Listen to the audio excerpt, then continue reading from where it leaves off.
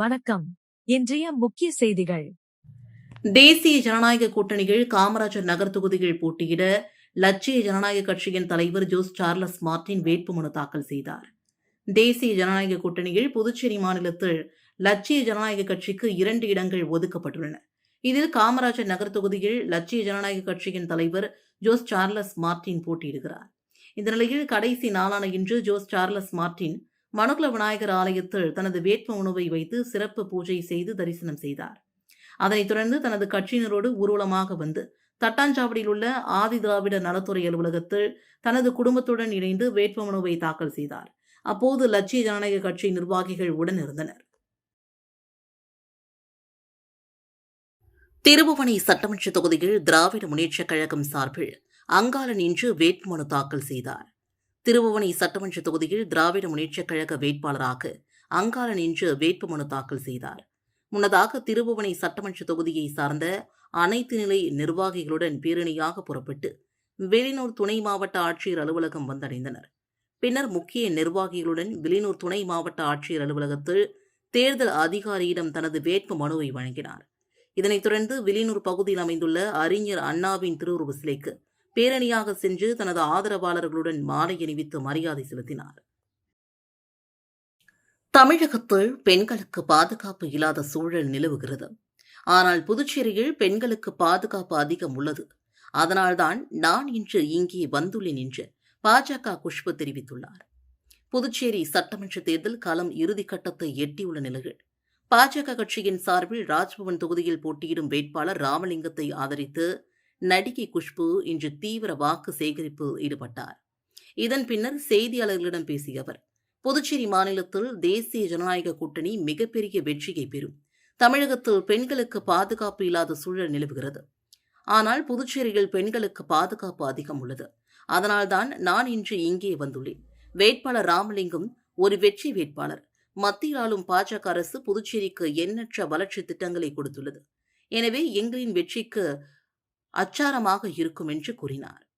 தமிழக வெற்றிக் கழக தலைவர் விஜய் எங்களுக்கு திமுக தான் போட்டி என்று கூறி வருவது குறித்து கேட்டதற்கு, யார் வேண்டுமானாலும் தன்னை ராஜா என்று சொல்லிக் கொள்ளலாம், அவர் அப்படித்தான் சொல்லி வருகிறார் என்று சுருக்கமாக பதிலளித்தார். ஏம்பலம் தொகுதியில் காங்கிரஸ் கட்சியின் சார்பில் வாய்ப்பு வழங்காததால் மோகன்தாஸ் ஆதரவாளர்கள் காங்கிரஸ் கட்சியிலிருந்து விலகினர். ஏம்பலம் தொகுதியில் காங்கிரஸ் கட்சியின் சார்பில் முன்னாள் அமைச்சர் கந்தசுவாமிக்கு வேட்பாளராக போட்டியிடுவது உறுதியானது. இதனைத் தொடர்ந்து கந்தசுவாமி வேட்புமனு தாக்கல் செய்தார். இதனால் மோகன்தாஸ் மற்றும் அவரது ஆதரவாளர்கள் அதிர்ச்சியடைந்தனர். இந்நிலையில் மோகன்தாஸ் மற்றும் ஆதரவாளர்கள் கிருமாம்பாக்கம் தனியார் மண்டபத்தில் கூடிய ஆலோசனை நடத்தினர். இதில் காங்கிரஸ் மாநில செயலாளர் மோகன்தாஸ், தெற்கு மாவட்ட தலைவர் குமரேஸ்வரன் உள்ளிட்ட நிர்வாகிகள் கட்சி பதவி மற்றும் அடிப்படை உறுப்பினர் பதவியிலிருந்து விலகினர். பிறகு நிர்வாகிகள் ராஜினாமா கடிதத்தை புதுச்சேரி தலைமை அலுவலகத்தில் கொடுத்தனர். பிறகு தொடர்ந்து என்ஆர் காங்கிரஸ் கட்சியில் தங்களை இணைத்துக் கொள்ள முதலமைச்சர் ரங்கசாமியை சந்திக்க உள்ளதாக தெரிவித்தனர். வில்லியனூர் புதுப்பேட் நகரில் அமைந்துள்ள ஸ்ரீ கெங்கை முத்துமாரியம்மன் ஆலய மகா கும்பாபிஷேக விழாவில் திரளான பக்தர்கள் கலந்து கொண்டு சுவாமி தரிசனம் செய்தனர். புதுச்சேரி மாநிலம் வில்லியனூர் கொம்யூன் புதுப்பேட் நகரில் அமைந்துள்ள அருள்மிகு ஸ்ரீ விநாயகர், ஸ்ரீ பாலமுருகன், ஸ்ரீ கெங்கை முத்து மாரியம்மன் ஆலயம் மகா கும்பாபிஷேக விழா வெகு சிறப்பான முறையில் நடைபெற்றது. இதில் வெள்ளிக்கிழமையன்று கணபதி ஹோமத்துடன் பூஜைகள் தொடங்கியது. இதனைத் தொடர்ந்து வாஸ்து சாந்தி, லட்சுமி ஹோமம், பூஜை, கரிவலம், கும்ப அலங்காரம், முதற்கால யாகசாலை பூஜை ஆரம்பம் உள்ளிட்ட நிகழ்ச்சிகள் நடைபெற்றது. இதனைத் தொடர்ந்து முக்கிய நிகழ்வாக 2ஆம் கால ஹோமம், நாடி சந்தானம், யாத்திரதானம், கடம் புறப்பாடு நடைபெற்று மூல மந்திரங்கள் ஓத விமான கோபுரங்களுக்கு மகா கும்பாபிஷேக விழா வெகு சிறப்பான முறையில் நடைபெற்றது. இதில் பக்தர்கள் திரளானோர் கலந்து கொண்டு சுவாமி தரிசனம் செய்தனர். தொடர்ந்து விழாவில் கலந்து கொண்ட பக்தர்களுக்கு ஆலயம் சார்பாக பல்வேறு இடங்களில் அன்னதானம் வழங்கப்பட்டது. நிகழ்ச்சிக்கான ஏற்பாட்டினை புதுப்பேட் நாட்டாமைகள், கிராம பொதுமக்கள், கிராம இளைஞர்கள் ஆகியோர் வெகு சிறப்பான முறையில் செய்திருந்தனர். மண்ணாடிப்பட்டு சட்டமன்ற தொகுதியில் தேசிய ஜனநாயக கட்சி பாஜக வேட்பாளர் நமச்சிவாயம் தாமரை சின்னத்திற்கு வீடு வீடாக சென்று தீவிர வாக்கு சேகரிப்பில் ஈடுபட்டார். மண்ணாடிப்பட்டு சட்டமன்ற தொகுதிக்குட்பட்ட பகுதியில் பாஜக வேட்பாளர் நமச்சிவாயம் தனது ஆதரவாளர்களுடன் தாமரை சின்னத்திற்கு வீடு வீடாக சென்று பொதுமக்களிடம் தீவிர வாக்கு சேகரிப்பில் ஈடுபட்டார். முன்னதாக அமைச்சர் நமச்சிவாயத்தை வரவேற்கும் விதமாக மண்ணடிப்பட்டு பகுதியில் உள்ள திரௌபதியம்மன் கோவில் ஆலயத்தில் சிறப்பு பூஜை செய்யப்பட்டது. தொடர்ந்து அமைச்சர் நமச்சிவாயம் வீடு வீடாக சென்று தாமரை சின்னத்திற்கு வாக்களிக்க வேண்டி வாக்கு சேகரிப்பில் ஈடுபட்டார். இதில் பாஜக கட்சியின் அனைத்து பிரிவின் தலைவர்கள், செயலாளர்கள், தொண்டர்கள், தேசிய ஜனநாயக கூட்டணியின் பிரமுகர்கள் மற்றும் பொதுமக்கள் பலரும் கலந்து கொண்டு சிறப்பித்தனர். சட்டமன்ற தேர்தலில் முன்னாள் முதல்வர் நாராயணசாமிக்கு போட்டியிட வாய்ப்பு மறுக்கப்பட்டதாக வெளியான தகவலால் ஆத்திரமடைந்த ஆதரவாளர்கள் காங்கிரஸ் மாநில தலைவர் வைத்திலிங்கத்தின் வீட்டை முற்றுகையிட்ட சம்பவம் பரபரப்பை ஏற்படுத்தியுள்ளது. புதுச்சேரி காங்கிரஸ் கட்சி திமுகவுடனான தொகுதி பங்கீடு இழுபறியில் இருந்த போதிலும் 30 தொகுதியிலும் வேட்புமனு தாக்கல் செய்ய முடிவெடுத்தது. அதன்படி இன்று காலை காங்கிரஸ் மாநில தலைவர் வைத்திலிங்கம் தனது இல்லத்தில் வேட்பாளர்களுக்கு ஏ மற்றும் பி படிவங்களை வழங்கி வந்தார். முன்னாள் முதல்வர் நாராயணசாமி நெல்லித்தோப்பு தொகுதியில் போட்டியிடுவார் என்று எதிர்பார்க்கப்பட்ட நிலையில் அவருக்கான படிவம் வழங்கப்படவில்லை என்று தெரிகிறது. இதனால் நாராயணசாமியின் ஆதரவாளர்கள் மத்தியில் பெரும் கொந்தளிப்பை ஏற்படுத்தியுள்ளது. தகவல் அறிந்த தொண்டர்கள் நாராயணசாமியின் இல்லத்திலிருந்து ஊர்வலமாக புறப்பட்டு பக்கத்து தெருவில் உள்ள வைத்திலிங்கத்தின் வீட்டை முற்றுகையிட்டனர்.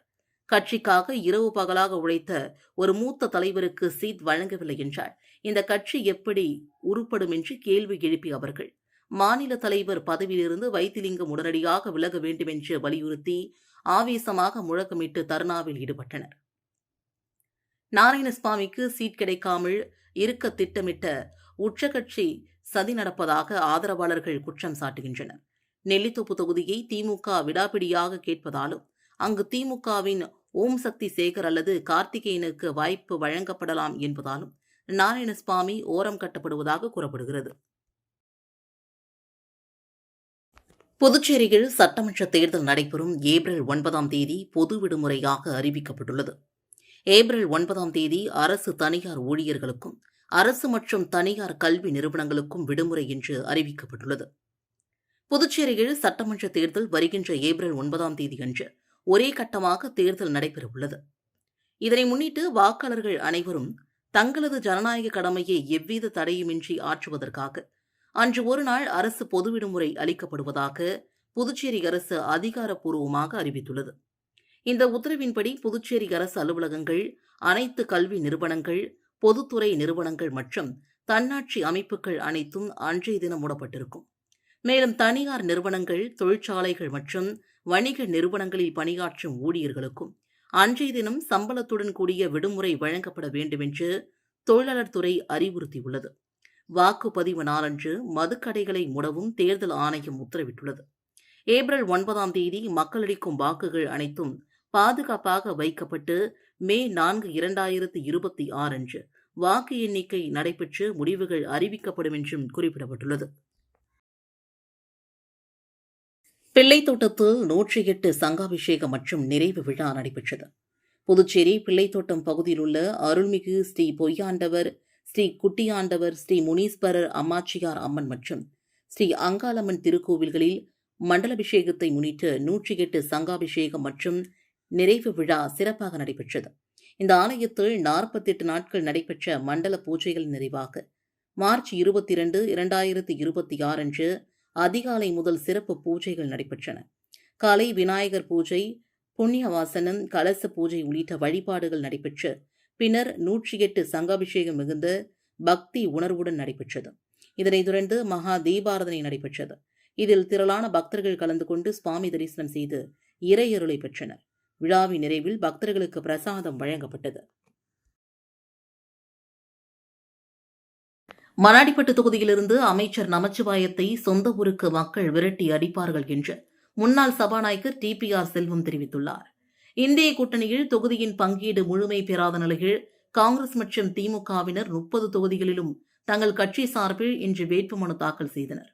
அந்த வகையில் மண்ணாடிப்பட்டு தொகுதியில் காங்கிரஸ் கட்சியின் சார்பில் போட்டியிட முன்னாள் துணை சபாநாயகர் டிபிஆர் காங்கிரஸ் கட்சியினர் மற்றும் தனது ஆதரவாளர்களோடு ஊர்வலமாக வந்து வெளியூரில் உள்ள தேர்தல் அதிகாரி அலுவலகத்தில் வேட்புமனு தாக்கல் செய்தார். இதன் பின்னர் செய்தியாளர்களிடம் பேசிய அவர், மண்ணாடிப்பட்டு தொகுதி மீண்டும் காங்கிரஸ் கோட்டையாக மாறும் என்றும் அமைச்சர் நமச்சிவாயத்தை இந்த முறை சொந்த ஊருக்கே மக்கள் விரட்டி அடிப்பார்கள் என்றும் தெரிவித்தார். புதுச்சேரியில் கூட்டணி கட்சியான நேயம் மக்கள் கழகத்திற்கு உருளையன்பட்டி மற்றும் தட்டாஞ்சாவடி ஆகிய 2 தொகுதிகள் ஒதுக்கப்பட்டுள்ளதாக தமிழக வெற்றிக் கழகம் அறிவித்துள்ளது. இதுகுறித்து அக்கட்சியின் பொதுச் செயலாளர் ஆனந்த் வெளியிட்டுள்ள அறிக்கையில், புதுச்சேரி மாநிலத்தில் 2026ஆம் ஆண்டு நடைபெறவுள்ள சட்டமன்ற தேர்தலில் தமிழக வெற்றிக் கழகம் சார்பில் 30 சட்டமன்ற தொகுதிகளான வேட்பாளர்கள் அறிவிக்கப்பட்டிருந்தனர். இந்நிலையில் புதுச்சேரி மாநில வளர்ச்சியை கருத்தில் கொண்டு நேய மக்கள் கழகம் நிறுவன தலைவர் சட்டமன்ற உறுப்பினர் நேரு தமிழக வெற்றிக் கழகத்துடன் இணைந்து பணியாற்ற விருப்பம் தெரிவித்திருக்கிறார்.